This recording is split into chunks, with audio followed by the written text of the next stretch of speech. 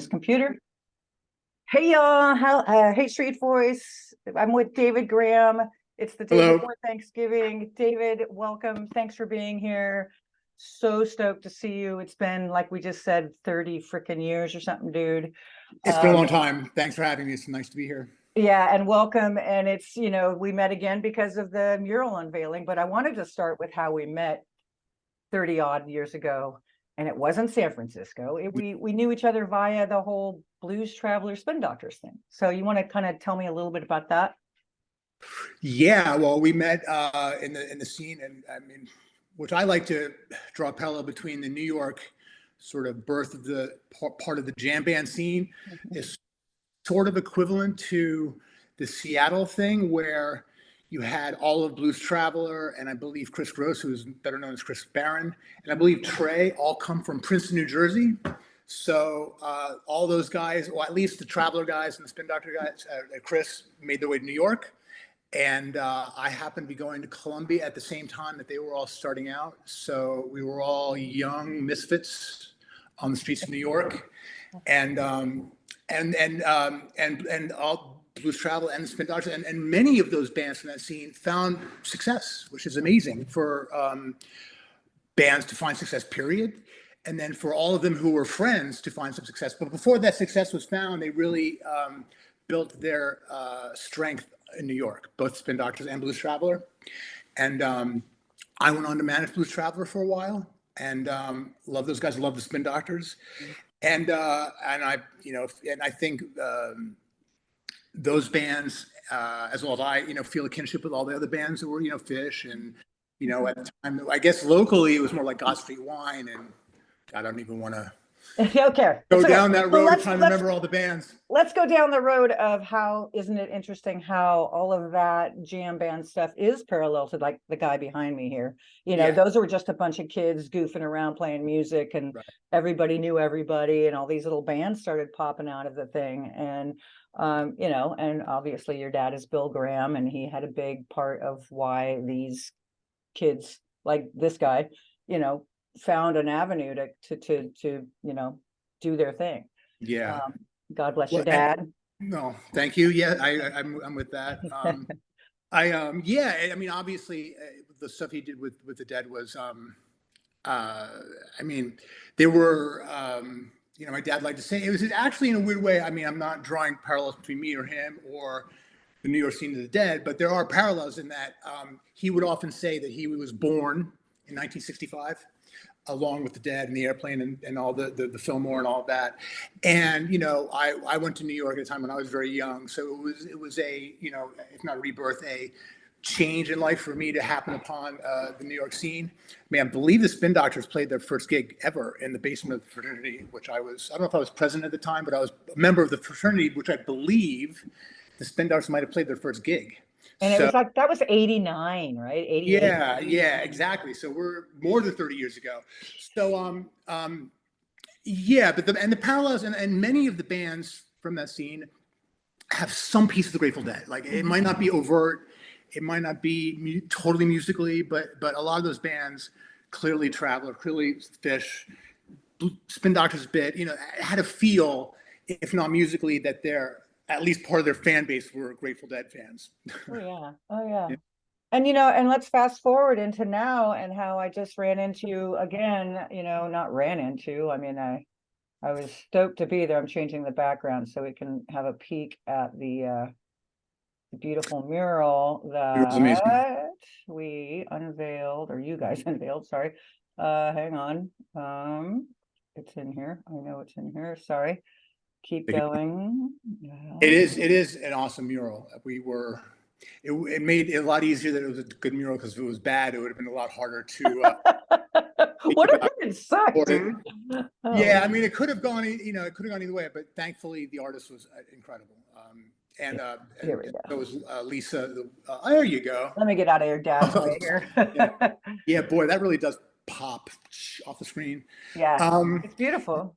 Yeah, it's gorgeous. And it's one has to remember that that's spray paint. That's graffiti. That's a mind blower that he could be so fine with it.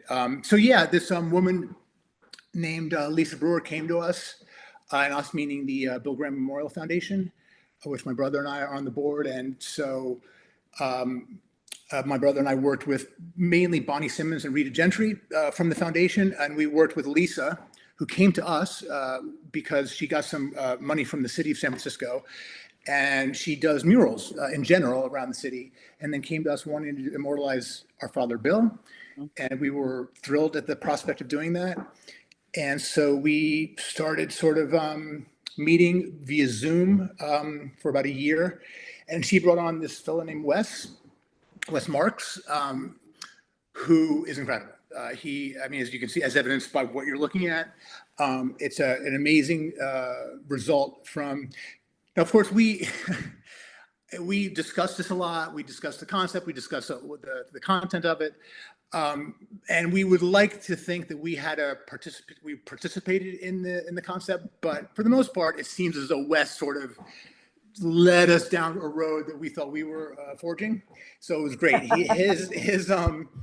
His spirit, his sort of unconditional vision, and just how deep he went in terms of what he needed to do this. I mean, he gave us a questionnaire that with very like deep questions, and I'm just enamored with him and his results. Yeah, it's beautiful. And we should let everybody know it's a block or half a block from Boom Boom and literally down the street from the Fillmore, which is so cool. It's just so wonderful. What's really interesting too is that if you see in the lower, on the lower right hand corner, the little blue ball says the Fillmore, and below it says Winterland. And what's interesting is that this mural sort of creates a triangulation between the Fillmore, which is, a block that way, and Winterland is just a block that way. Right. And it's funny because I spent a lot of time in Winterland back in the day, but I was very young.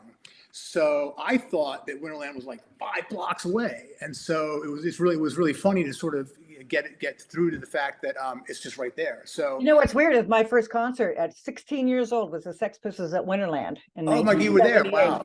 Yeah, I was there. You were there. Wow. I was there, dude. Yeah. That is a very famous concert, actually. Yeah. And the name Bill Graham since the age of 15, 14. I mean, I grew up in the Bay Area. So, I mean, Bill's always sort of I've been around the music scene since I was 15, the Mabuhay Gardens and the Stone and the Keystone.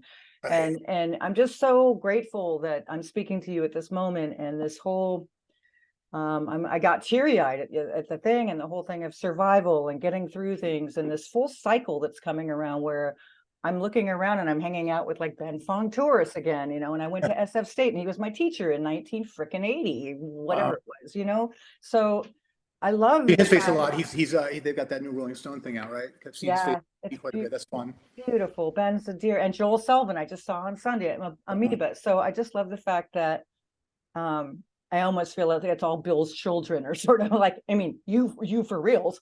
But well, Bill was always, I mean, he always was 5 to 10 years older than even the oldest of the people he was generally working with. So there was always I think, older brother, mostly paternal vibe between him and, I mean, certainly everyone at BGP and anyone in the music scene in San Francisco and beyond.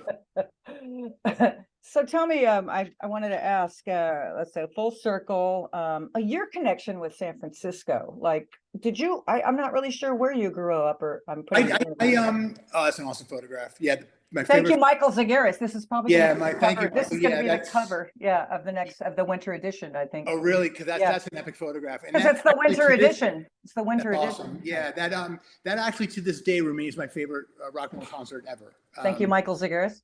Yeah, I mean, I won't get into the whole story. It's an amazing night. But I was only 10, and it's just a testament to how cool a show it was. That if my favorite show that I've ever seen, I've seen a lot of rock and roll shows.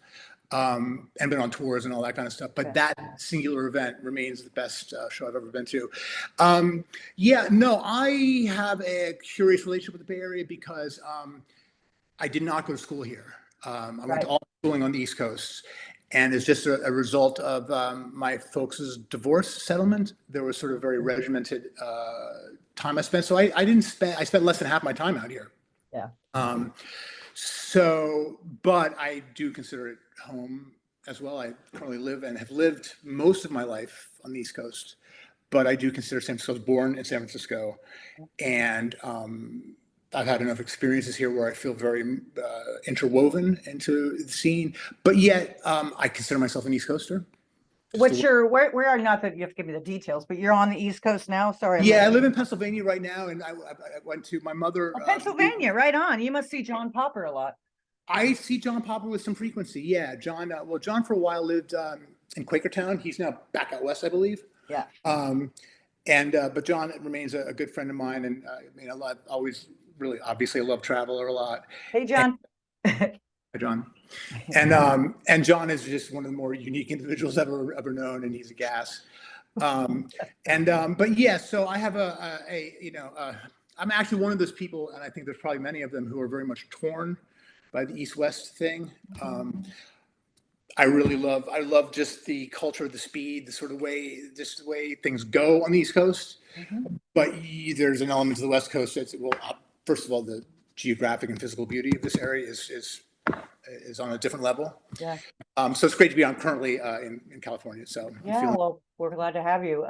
For me, it was the opposite where I grew up here, went to state, lived on the corner, Haight and Ashbury, said, screw the hippie shit and moved to New York, at right. 1987, but I came back. So that Right. speed and everything, what do you want, a sandwich or what? That whole, thing really, it's good for the soul. Yeah, it's also well oiled. I mean, I always think that that the East Coast has been around for, I don't know, 100, 200 years more. So everything is sort of like, I don't know, everything from the way that people operate to the amount of roads that you can get from point A to point B, like 13 different ways as opposed to one way, and kind of stuff. Right. Right. All right, that's a good shout out to New York, West Coast, East Coast. Okay, and then music in your life then, and what about music in your life now? Like, it's funny. I'm one of those people who think that Pearl Jam's new. So I'm the wrong person to ask. I was just listening to them, dude, literally before this conversation. Really? Yeah. I'm a real rock and roll junkie, and also probably a snob to a certain degree, because I just need guitar, I need piano, I need drums, I need bass. And, a lot of music that I hear in today's world doesn't have that exactly. So there's a bit of a disconnect for me. But I just like good music. I like good songs. I mean, there are certain songs from today. I mean, there's certain weekend songs, or even that new Olivia Rodrigo song is really good. It's really upbeat. But I am I'm not. I'm 30 years ago in my brain musically. Are you involved with the management like you were with Traveler or whatever you No. What was your title with I was their manager. Yeah, okay. I was their manager. Yeah, for a while. I mean, in the beginning of things, we were, and I mean, clearly, when I say manage them, I mean, clearly, Dad should take a lot of credit for backing us and doing a lot of things that needed to be done probably behind the scenes. I mean, I remember stuff like Traveler at one point decided it would be really wise to buy their own sound system. And lo and behold, I think they got it, and it got stolen like the next night, or something crazy. And I recall calling A&M Records, their record label, and saying, we need some ungodly amount of money to replace what was done. And they did it. And I'm pretty much 100% sure they didn't do it because I asked. I'm sure that someone there called Bill at some point was like, listen, and then he was probably like, just do it. So I think there were probably a lot of instances in which he stepped in that most people don't even realize. But he really liked Blues Traveler. And I recall we were in Paris, oddly enough, and I don't know if the album, I don't think the album had come out yet. This must be in 1990. And they had this very well-known cassette that had 4 songs on it. And it was like, But Anyway, and I believe there's a song called Out of My Hands, which has a flute solo in it. And I just have this very specific memory. My dad and I listening to a Walkman with 2 headphones, and we were like jamming in his hotel suite. And this is like, the top of some crazy cool building in Paris in some penthouse suite. And we're rocking out to Blues Traveler. So he was really tuned into them, actually. Wow, that's beautiful. Yeah. Thanks for sharing that. That's really, that made my heart go pitter patter. That's really. But after he died, I kind of, I just immediately felt that the music industry was going to be a different animal for me. It was a different animal for Yeah, everybody, dude. I yeah. mean, there's a Um, beautiful picture of Jerry and Popper when your pops passed oh, in Golden really? Gate. That picture, yeah, where it's just beautiful where they're playing. They're on stage at Golden Gate Park. You've seen it. I think Eichner took it. I'm pretty sure Really Eichner. interesting. I would like to see it. What's really funny about that show was that, I mean, it was, I Yeah, mean, no. the fact that that BGP did their biggest show ever on 5 days after he was gone is pretty unique. And, but I do remember, and this is kind of classic for me, was, I just remember wanting John to go up there and kick their ass because John is obviously an incredible harmonica player. And I was kind of like in a totally not getting the moment. I was like, okay, just go up there and fucking shred, you know? And it was like, and John's better angel spoke and was like, no, I don't think that's going to happen today, you know? So it was pretty funny though, because it was really sweet. It was very nice of Jerry because I remember going and asking Jerry if John could sit in, and he was very sweet. I think Jerry was particularly, I think, numb because Jerry was such a smart and nice person that and he was so effusive in his emotional sort of response to things that I do remember his general state that day, which was kind of torn, you know, Yeah, torn up. And he was such a kind person. I just remember him on the day, and I remember the opposite of that was me being like, "All right, John, go fucking shred."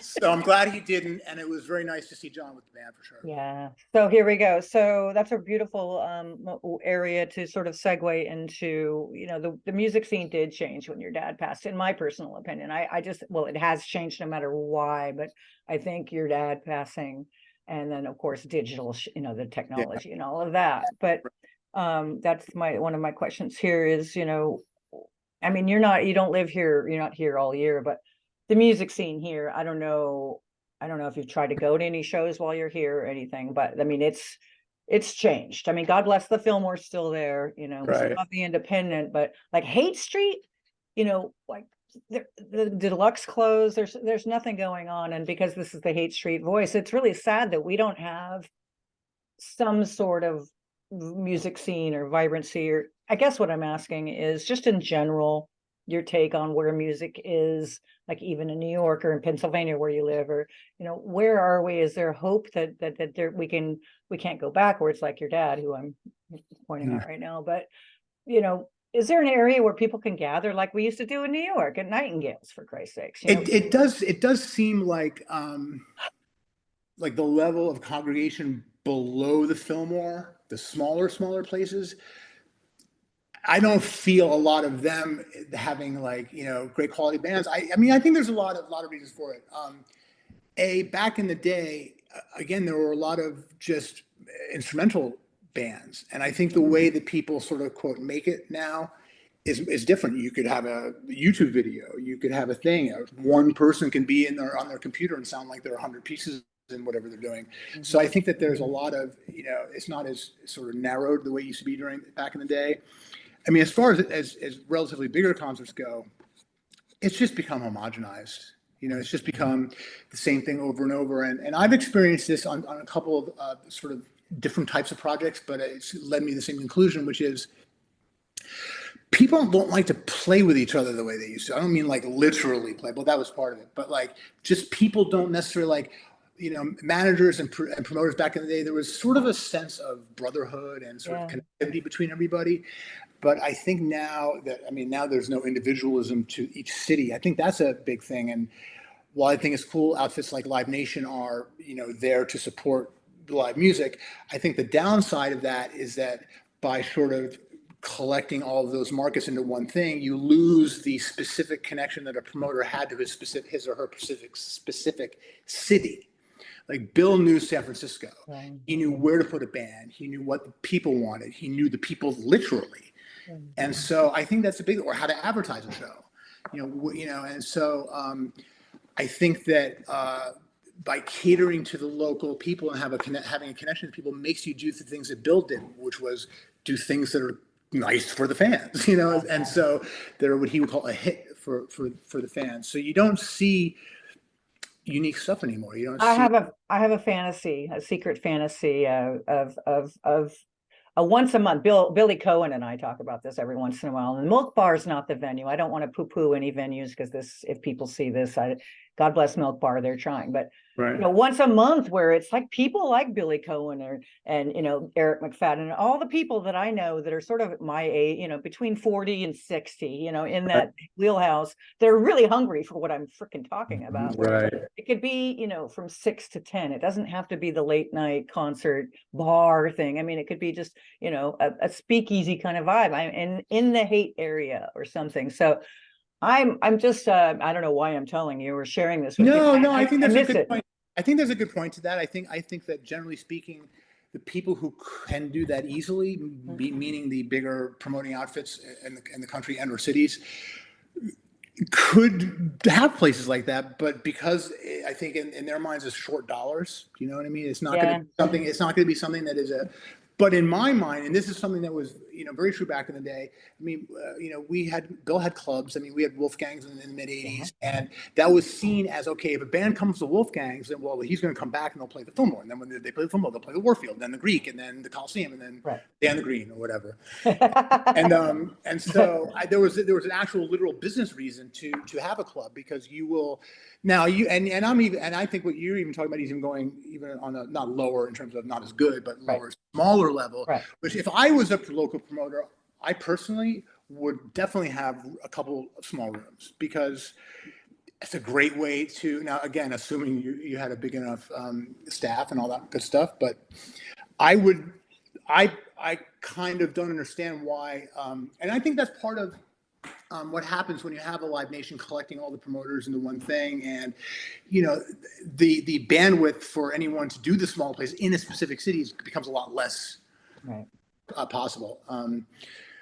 But we'll see how things pan out. I mean, it's interesting because there's more competition now, though, and I think that with I know in the Bay Area that there are many, or not, I shouldn't say many, but there are several. Whereas back in the day, Bill proudly monopolized the rock and roll scene here and did just about every most rock and roll concerts. Now you see different, you'll see Another Planet do a show. You'll see Live Nation or AEG. I think AEG runs the Warfield, correct? And now there are, I think, other people doing smaller rooms. So it's gonna. I think that I think it might come full circle where people will realize, well, I'm not. I can open a smaller room and I'm not necessarily going up against a behemoth, because you're not competing, unless I'm missing something, and Live Nation has all kinds of little rooms around the city that I don't know about. But I don't know about them either. I live here. Yeah. Yeah, my guess is that the cost effectiveness for them to do that is probably not as great as having U2 on the road for 3 years or something. Way to bring that home. Yeah. Have you heard of this dude? Have you heard of Music City, San Francisco? Do you know this guy? I have. Yeah. In fact, I got a picture of U2, and I think that's a great effort that he's making. I'm still trying to get my head about. I interviewed him on Sunday. He took me for the tour of the place. I don't know if you've seen it, but but I saw it in a much more embryonic state. It's massive. I mean, it's a hotel. It's pretty amazing. He's going to have a restaurant and a couple bars and a rehearsal studio. I commend him. It's brilliant, but I mean, it's hard to get my head around it. But at least it's a lot. It's a lot. I mean, the cool thing is I recall he has like an alleyway. Excuse me. Yes. Fern Alley. Outdoor sort of stuff. Yeah. The facility is amazing. It is. It's ambitious. Yeah, it's ambitious, and we love you, Rudy. I wish you well. Good luck. Me too.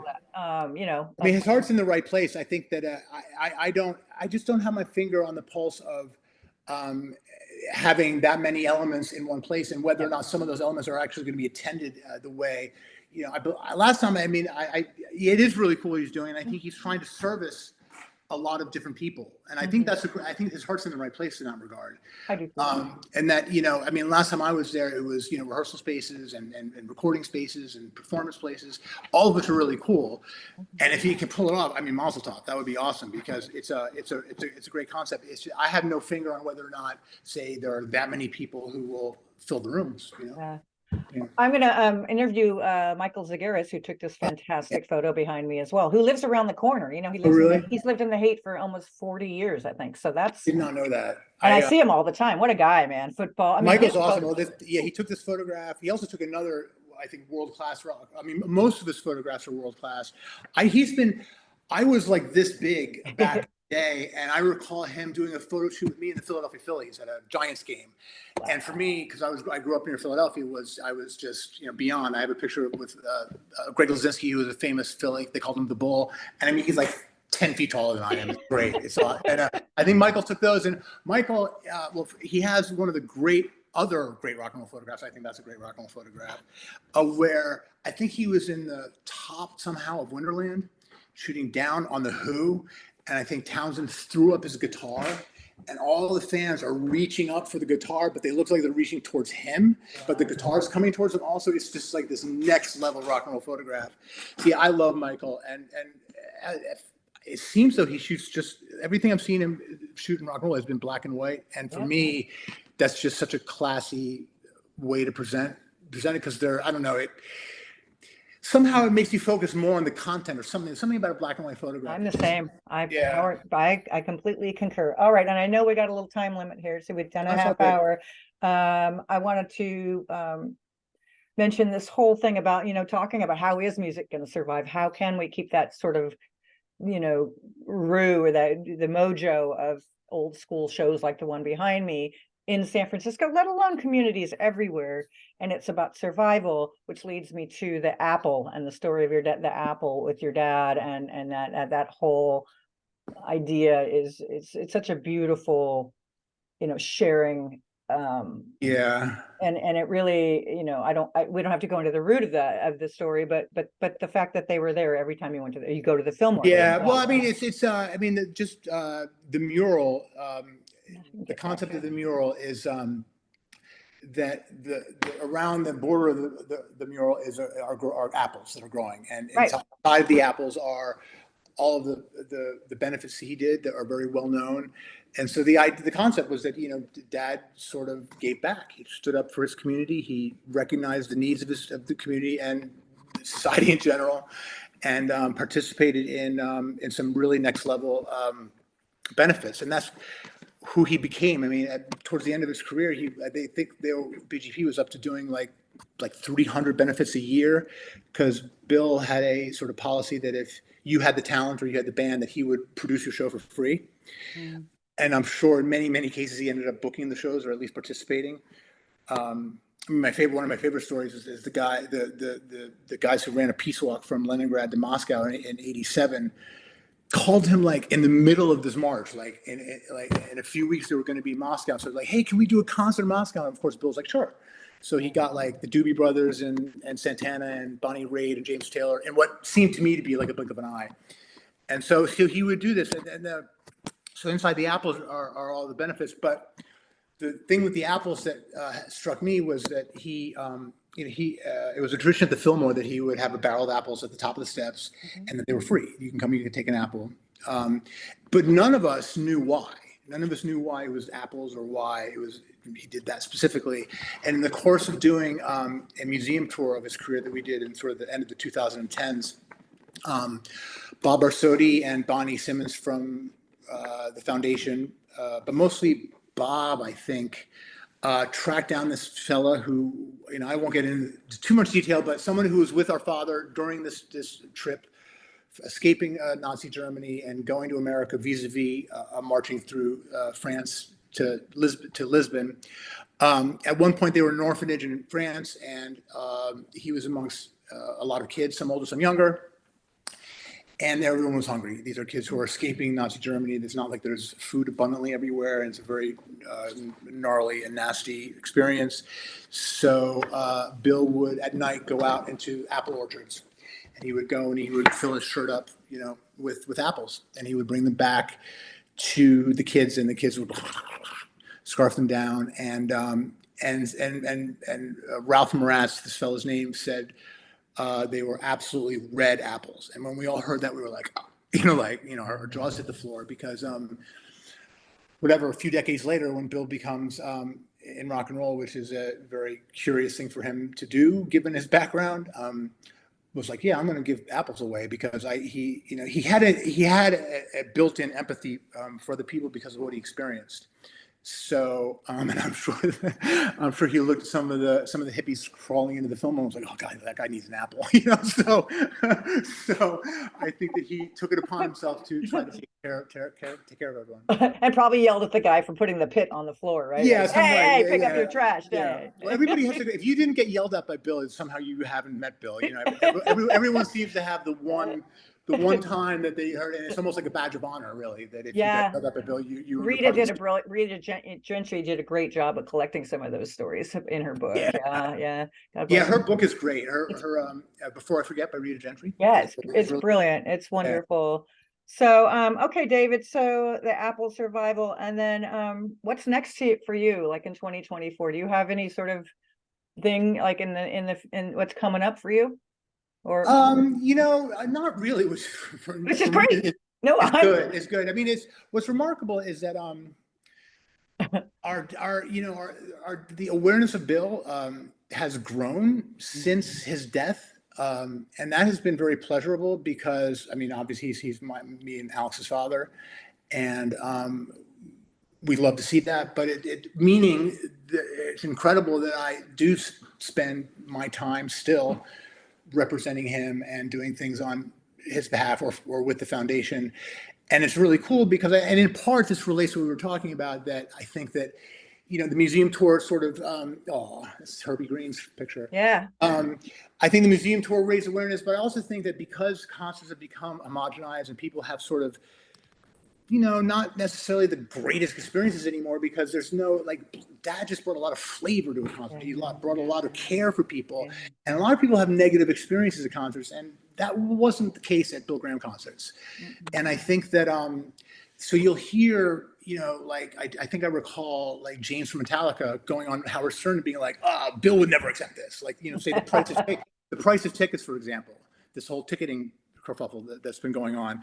That is, and that's sort of, and I think for all the old school guys, it brings Bill to mind and being like, we know someone who wouldn't have dealt with that. And so I think there's a lot of that energy. So his name is sort of bubbles around a bit as being what he was, which was, not only did he run concerts with an incredible compassion for the fans and would give back to them in terms of whatever it was, serving breakfast at dawn or giving posters away or just having good sound and lights, having a security force that was like 60% female because their energy works a lot better in terms of handling people. So there were just all of these things that he did that people might not like articulate in their minds or intellectualize that he did, So I think a lot of that's missing, and so anyway, a lot of people I think bring him up in that regard. Yeah, that's beautiful. Well, eloquently spoken. And lastly, and this is it, and then you're off to your holiday festivities or whatever you do. Yeah, happy Thanksgiving to you, man. This is truly giving thanks. I mean, Right on. this full circle thing really is. Yeah, it is wild talking to you because it's been 30 years, and the New York scene as well as I do. So yeah, and what's amazing is that a lot of those bands are still able to do their thing. It's really mazel tov to all those guys. Okay, lastly, what would you like to say to this is a Hate Street Voices, hyper local with a global perspective. That means what would you like to say to the hate community, let alone to communities all over the world? Oh well, be nice to each other, take care of each other, look out for each other, be aware of each other. Try to be giving, take care of yourself.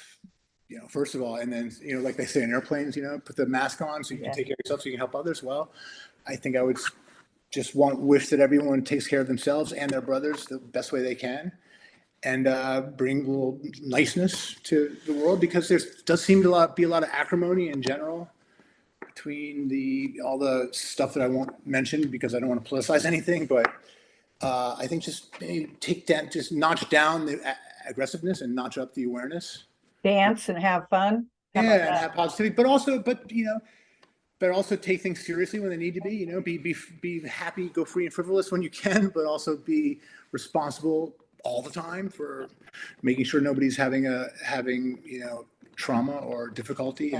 But I also think taking care of oneself is a big one. I mean, people like, be kind to this and that. Well, yeah, be kind to yourself. I think if everyone was kind to themselves, it'd be a lot easier to be kind to everybody else.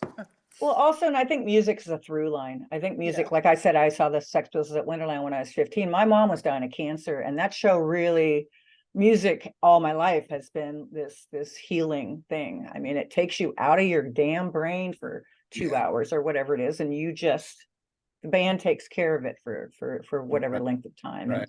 And back harkening back to your pops and to you, and music. Yeah, well, and also, and it allows, there's something about, giving yourself over to the music, but also experiencing that communally with a bunch of people. There's something, there's a mystical thing that happens in public congregation, that when you have a shared experience, it's just, you can connect and make friends with people without even talking to them. First of all, the fact that you're there, it means you're like-minded in some way, shape, or form. You're at the same concert, so you automatically are weeding out people that you might not groove with. So yeah.